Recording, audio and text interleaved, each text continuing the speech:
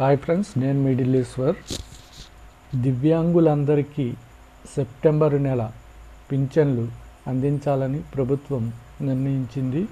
గత 8 నెలలుగా చేపట్టిన తనిఖీల్లో 1.35 లక్షల మందిని అనర్హులుగా గుర్తించి వైద్యారోగ్య శాఖ నోటీసులు జారీ చేసింది. వీరిలో అర్హులుంటే అప్పీలు చేసుకోవాలని సూచించింది.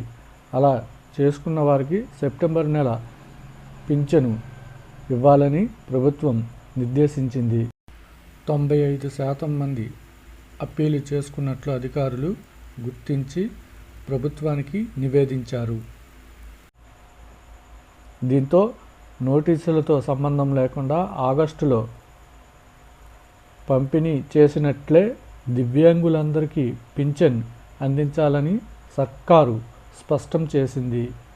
నోటీసులు అందుకున్న వారిలో అనర్హులు భారీగానే ఉన్నందున వారి విషయంలో ఏం చేద్దామనే దానిపై 2 రోజుల్లో సెర్ప్ వైద్యశాఖ అధికారులు సమావేశమై నిర్ణయం తీసుకోనున్నట్లు తెలిసింది.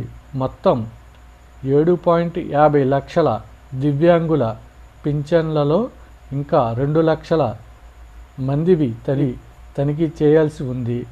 తదుపరి తనిఖీ కొనసాగించాలా వద్దా అనే దానిపై కూడా ఆ సమావేశంలోనే నిర్ణయం తీసుకోనున్నారు.